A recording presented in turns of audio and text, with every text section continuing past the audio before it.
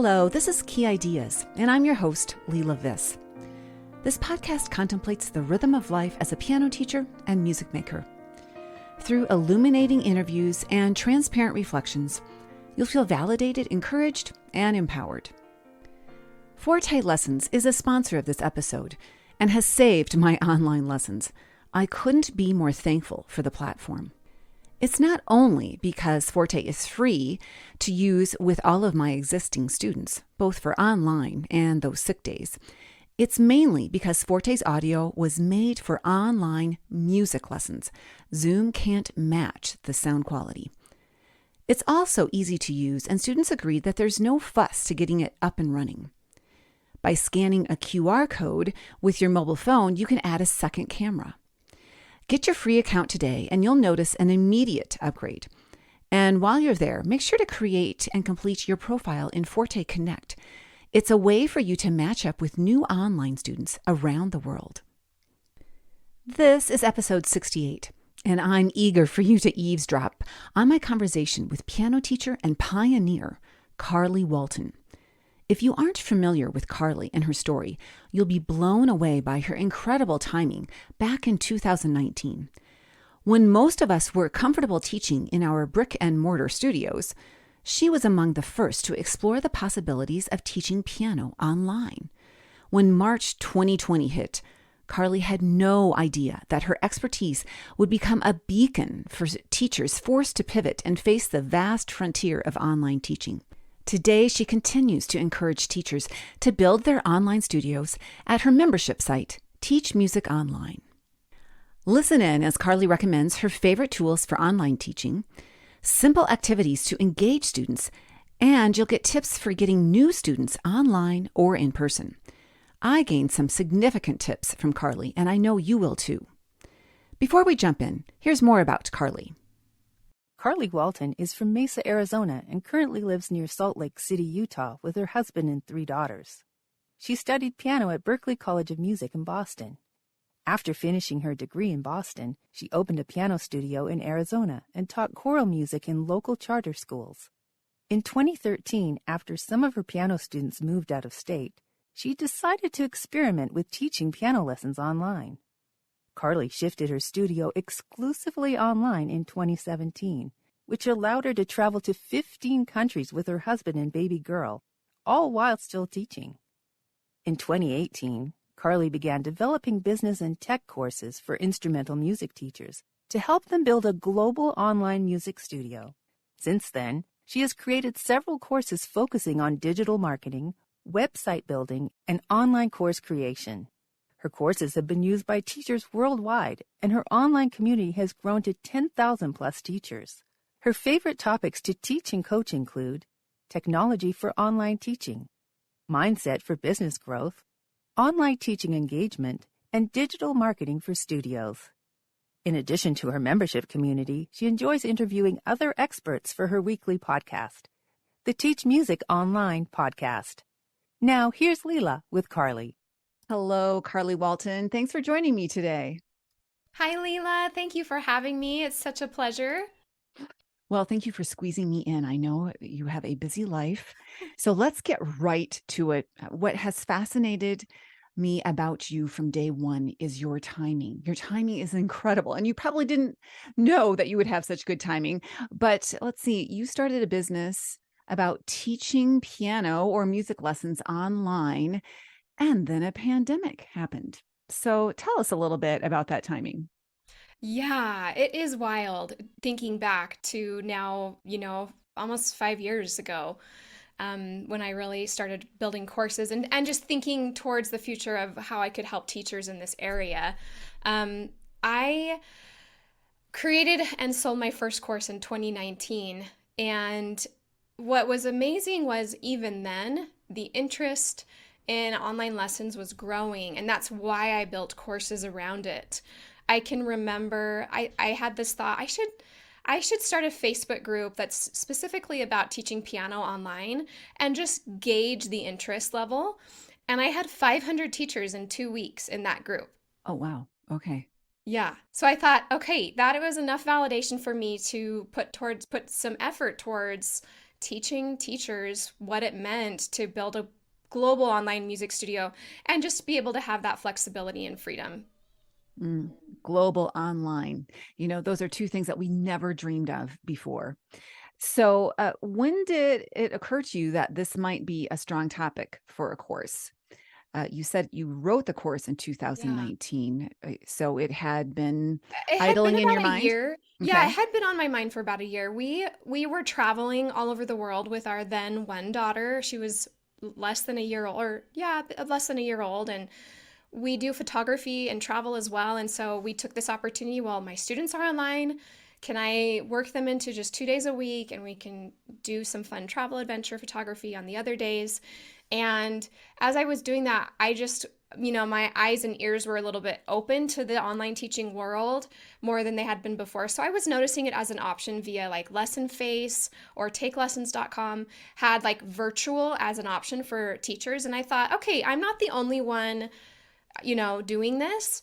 And I started to get some questions. I went to Berklee College of Music and I had friends from college who were also teachers in public schools or, they taught band or orchestra. And they saw I was traveling and still doing what we all loved doing. And so they would kind of reach out like, what is going on? How are you making this happen? Tell us your secret. Well, and then everyone kind of figured it out because we all had to go online. And really, how did the pandemic affect your business? What happened when the pandemic struck?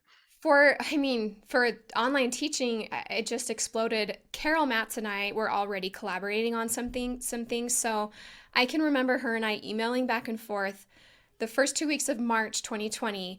And she and I were going, what can we do to help teachers? Like, Yeah. what can we do? So we quickly created some really free packages and just like spread it across the internet. Like, here's what you need to get online overnight.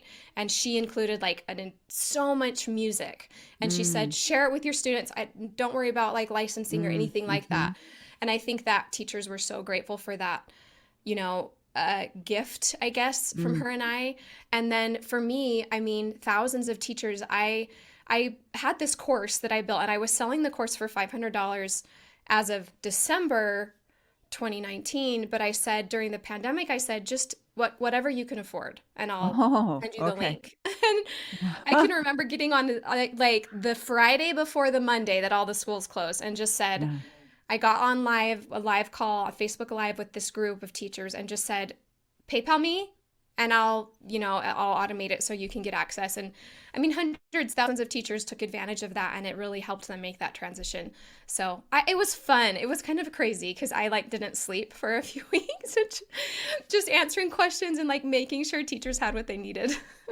So when the rest of us were distracted by getting ourselves set up, you were having a booming business in some ways, right? Yeah, I think Yeah. so. I think, to be honest, I wanted teachers and the community to see me as an expert in that area.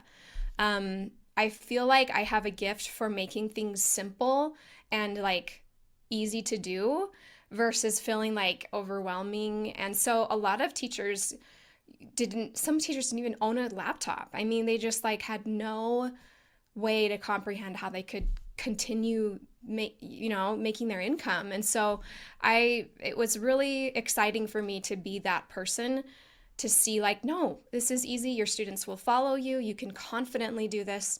It might be hard for a few days, but you've got it. Well, you're a prime example of we think we have a career path in mind and then something happens like this. Who would you went to Berklee, so yeah, you're thinking something in the music world, but did you ever think of yourself as an expert in online music teaching?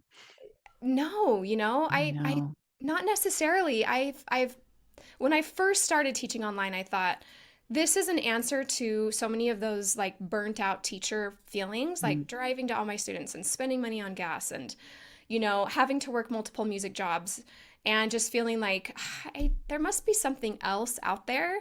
And I totally understand online teaching is not for everyone. I think it is a fantastic solution for the teacher who wants that flexibility.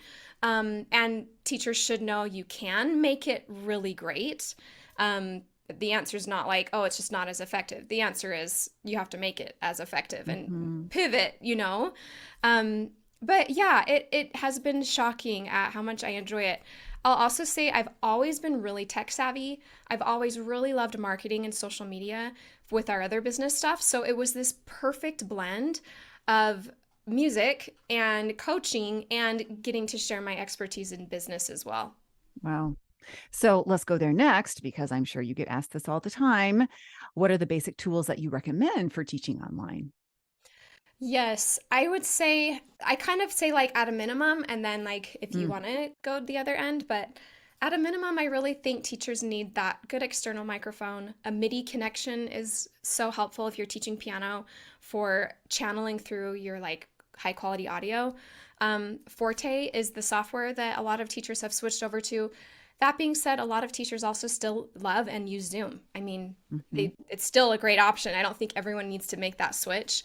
Having a second camera, also at a minimum, and then having apps and games and ways to make the lesson fun versus like, I don't know, but like hard because you're talking, teaching through a screen and getting caught Mhm. up in that.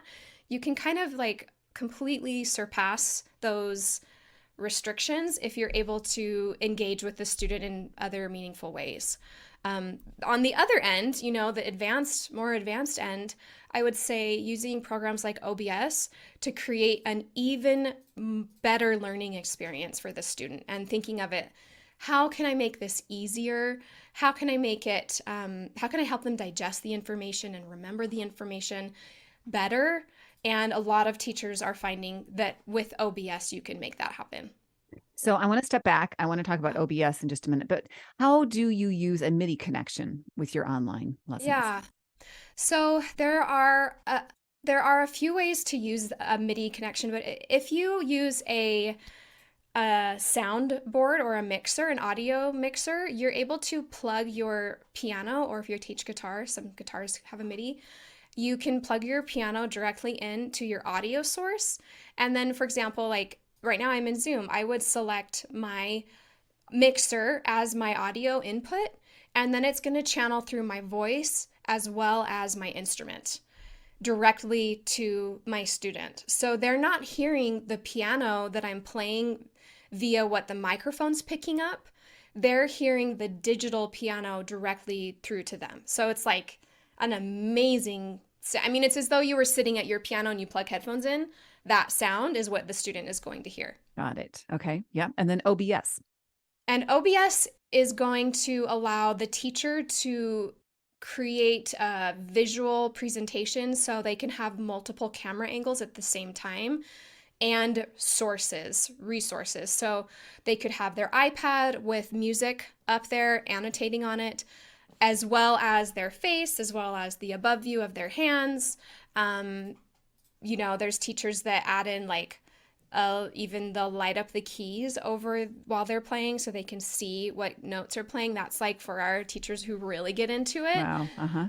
There's just so many things. And then you can easily transition between scenes if you need to transition to a different angle. What do you mean? What does OBS stand for? Um, Open broadcasting software. Did I hear someone planting those little words? A little mouse just Yeah, a whispered little those to yes. me. That was my husband.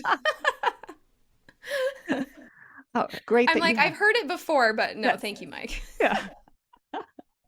Okay. And where do we buy that? Not down at the local It's grocery free. store. It's It's free. a Okay. free download. You just Google OBS download and it's Uh-huh. just a software. Yeah, and really it's not that hard to use. I mean, there are a million tutorials on it because everyone started using it during the pandemic, especially.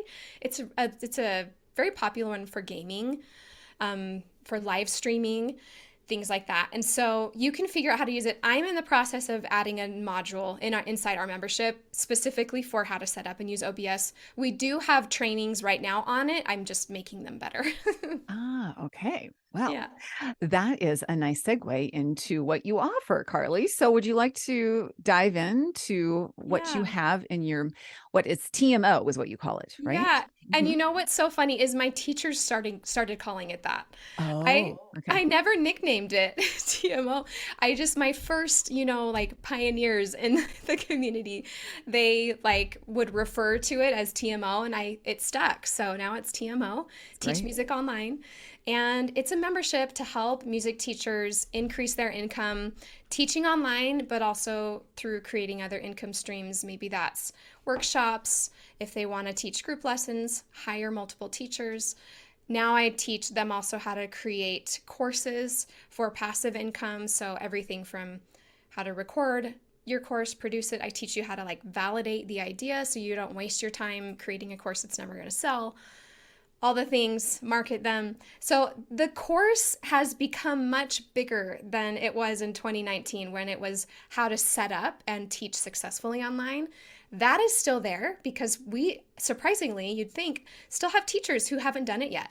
And they go, actually, I was a professor at a college and now I just want to switch and they need that help. But it's also for that advanced teacher who wants to build a better website. I have a course on how to create a website with all the templates, how to get better at social media, how to recruit using reviews on Google and Facebook.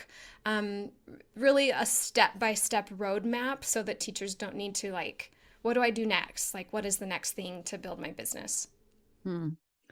Yeah, it sounds like you could answer a lot of questions for me. I think I have to sign up.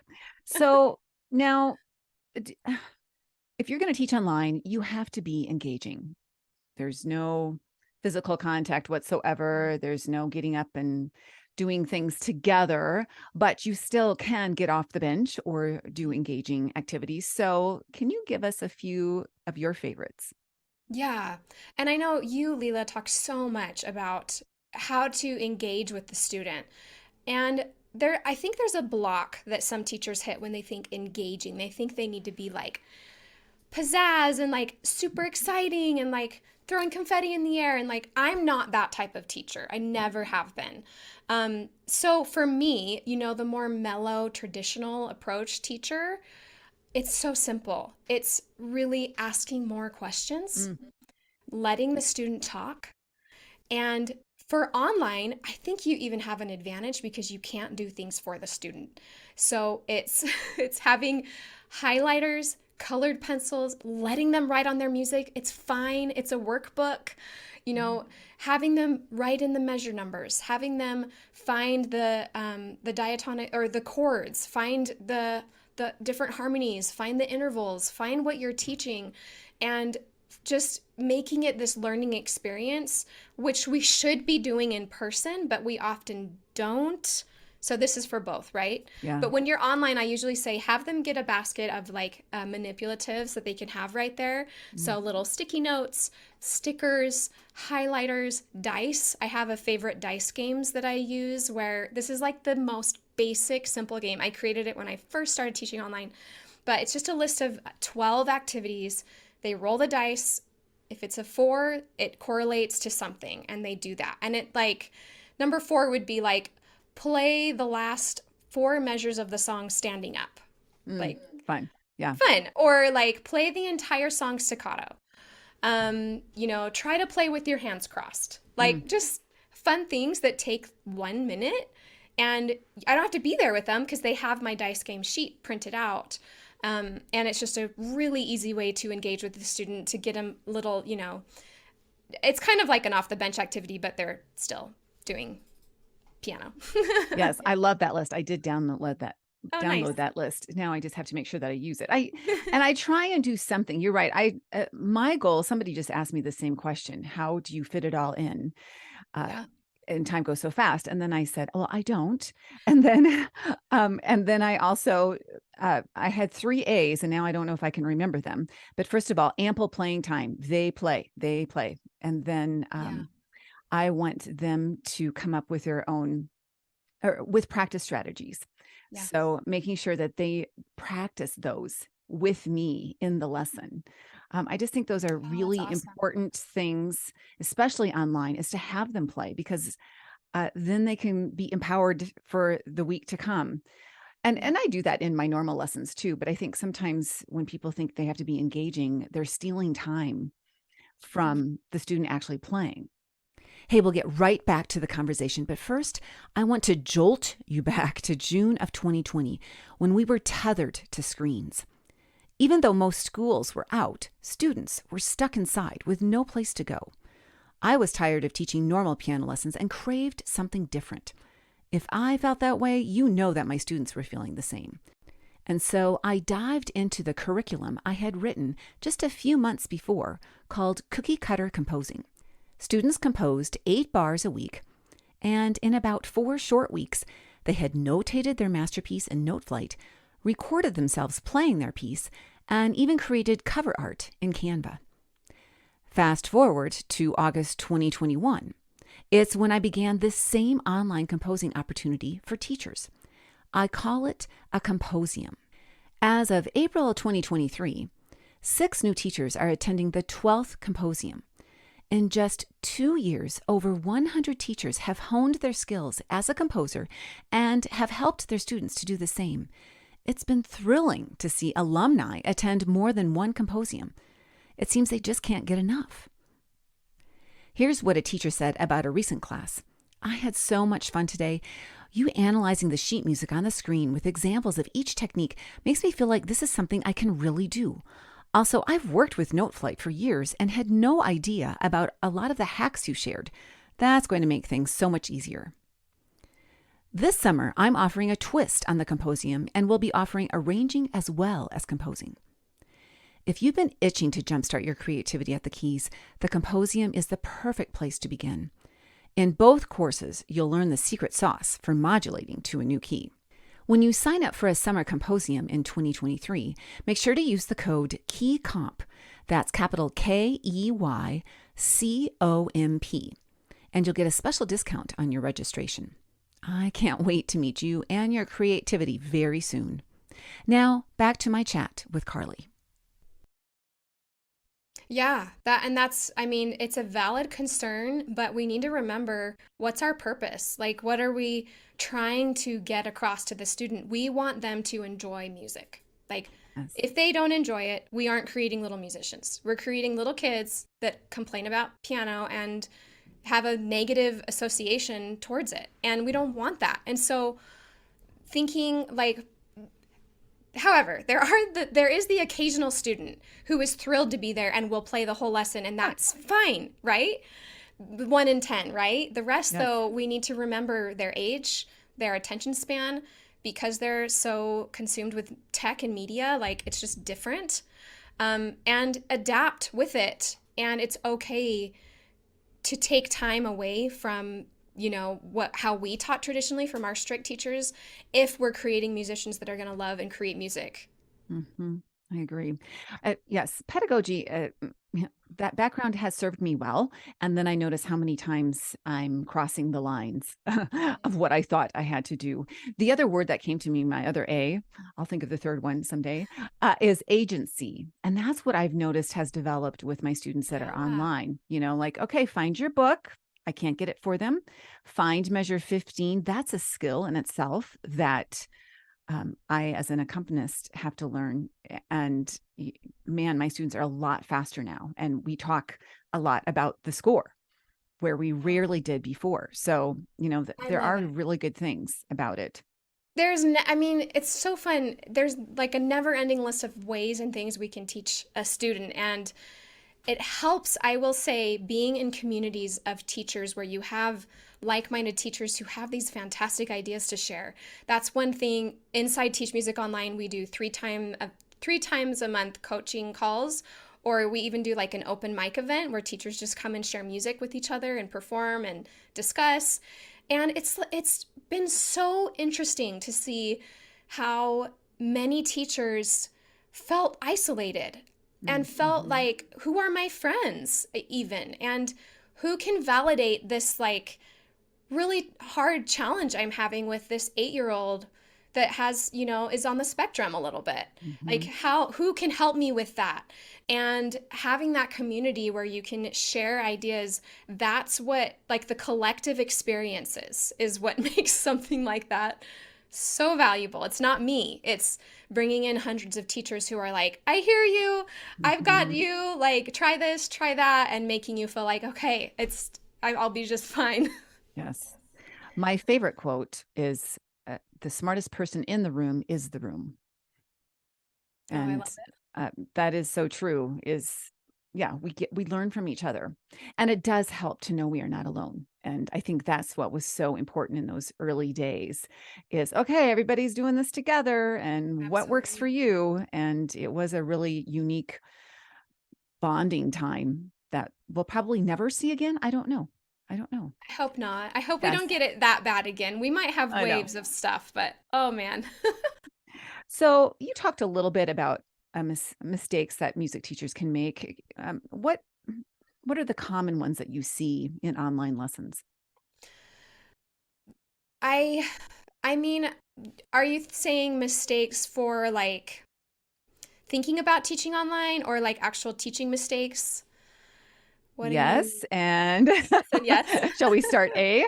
We'll start A with the I think perception of teaching online. Do you think I a lot of think people there are misconceptions. One of the biggest ones is assuming or telling yourself no one wants online lessons anymore, or yeah, they only want an in-person teacher, and that's a huge misconception Mhm, and roadblock because you're never going to build a business doing it if that's what you keep telling yourself. mhm, Um, so helping teachers understand that this isn't going away. I was just reading some articles that are predicting, the growth of the online music education industry is expected to grow by 400% by 2027. So it'll hit like a $460 million revenue in the US alone. Like that's the growth of the online music ed world.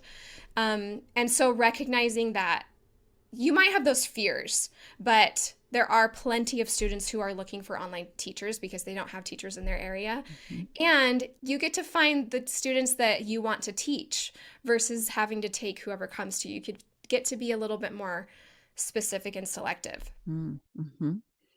All right. Yes, So your there's, second category of mistakes. yeah, other mistakes that I would say or things that teachers are currently trying to improve are communication.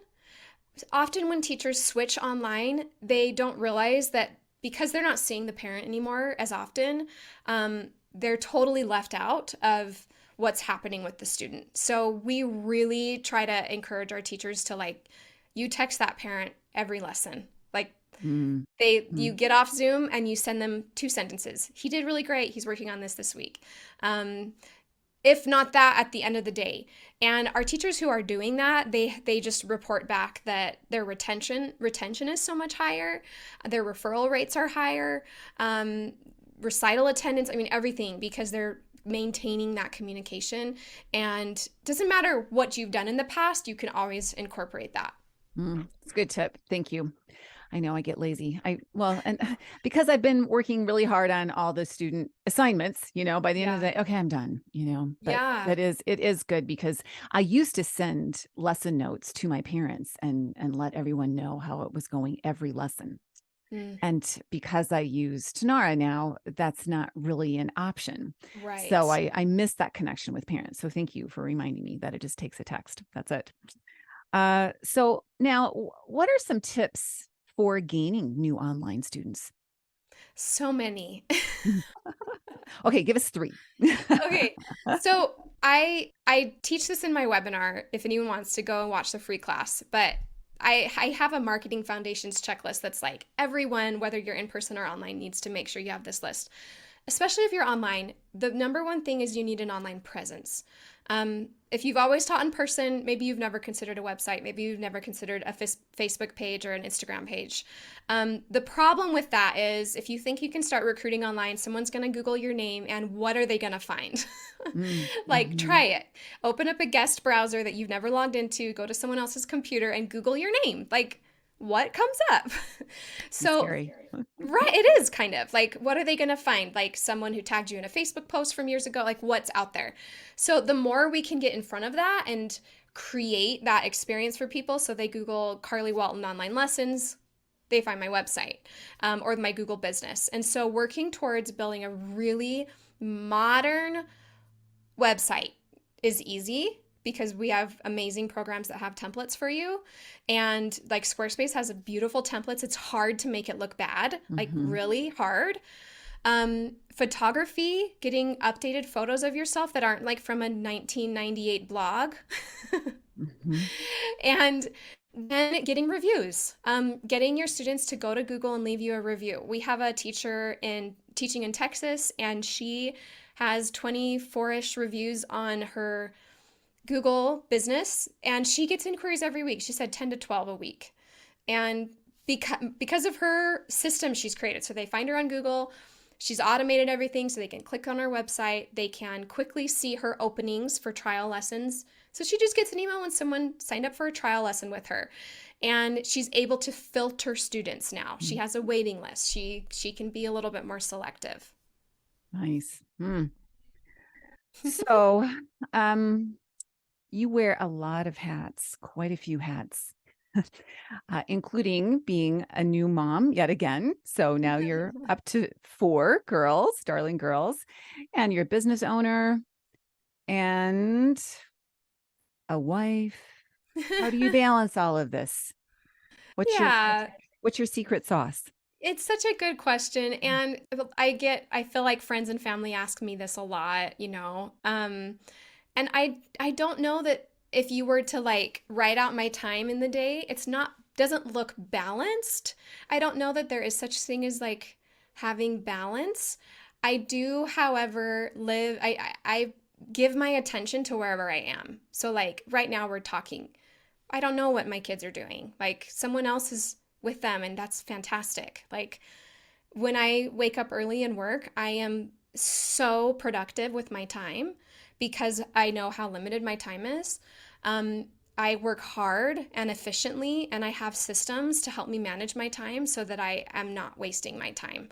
I'm rewriting my marketing webinar this week that I thought, gosh, I could spend a month on it. I don't have that time, so I have spent 3 days and I'm recording it tonight. Like that, because I know that's what I have. So you work with what you have. Now, later in my life, when our kids are grown, it's going to look different. And I'm going to be more active on social media, and I'll be able to go to more conferences and give my time there.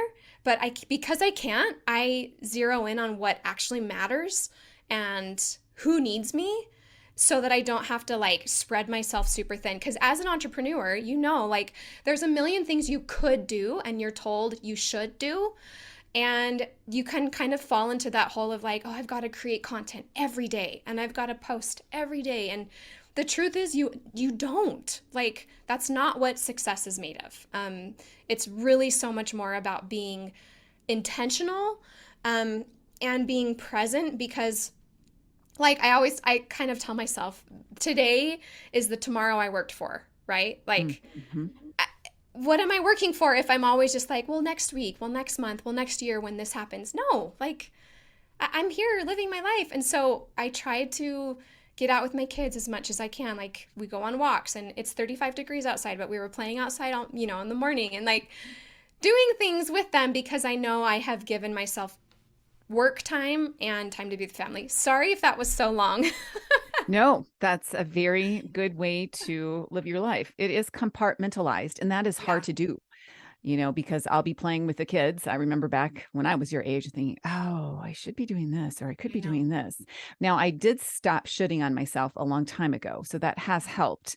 But I have the brain spins quite often because I'm always thinking about possibilities, and that is hard to shut down. Yeah. And I could talk for days about systems of organization. I have a dashboard. I use Notion to organize everything. And anything I can think of during the day, I can access it on my phone. And I'm not like, oh, don't think about that. I'm like, oh, write that down. Okay, it's written down, so that because I have thoughts all day long about, oh, I've got to email that person back, or I need to refund this person, or what's going on? Yeah. Like, what do I need to do? And I can write it down. So when I sit down to work, my dashboard pops up and I can see what I need to do versus being all over the place.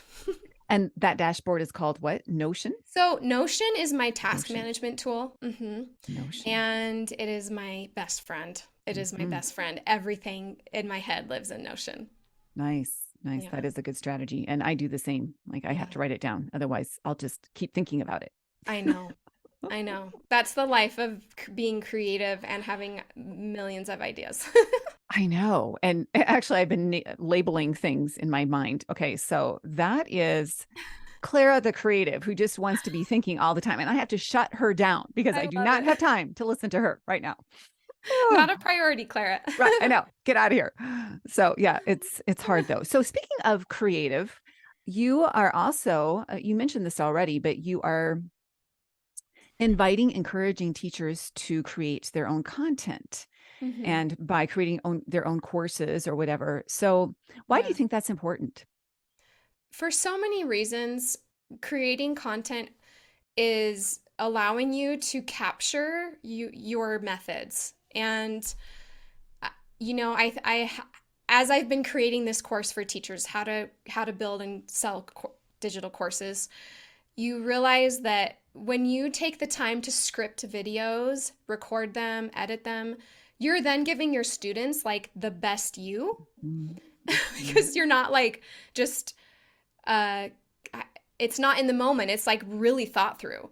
And so having courses where you're teaching the first year of piano lessons with you and how you do it, they're actually getting even a better value from that. And that's something I know teachers with like a wait list, they'll say, go through this course, it's the primer level that I've built, and then we'll talk. Like then you can apply for lessons with me.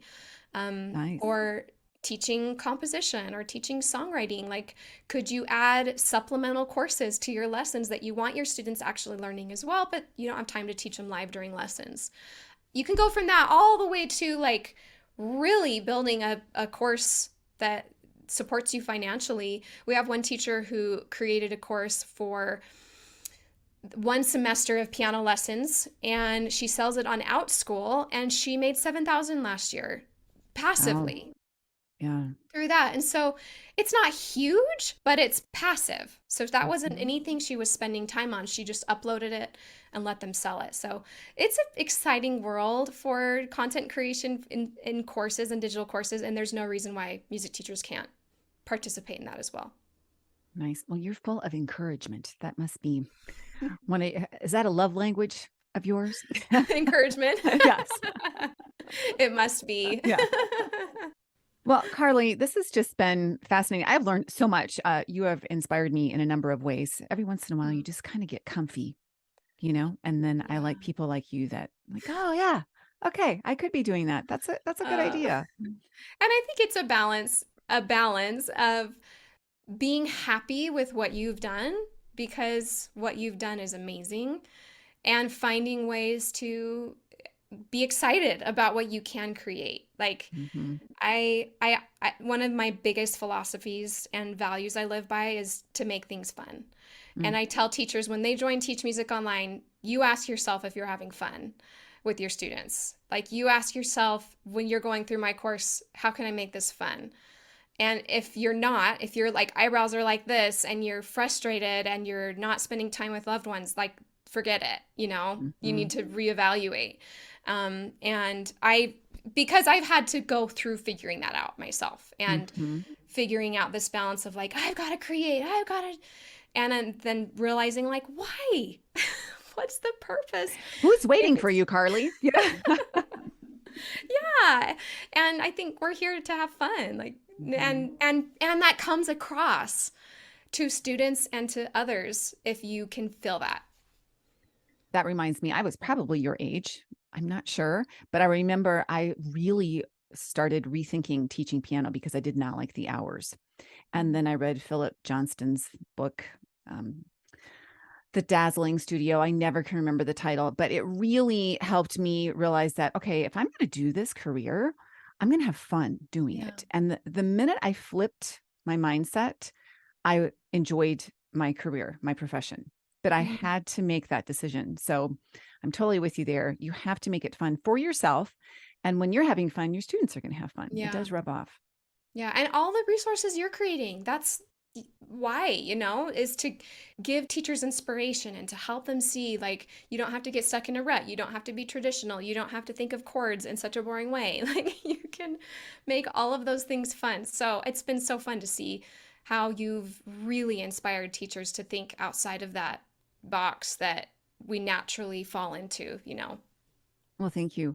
I just heard a quote not too long ago, and I'm not going to say it exactly right, but when you are creating content, you are serving your former self. Think of where you were before, and I do think that that's how we come to what we want to create next. Is that, oh, I didn't have this. I wish I would have had that.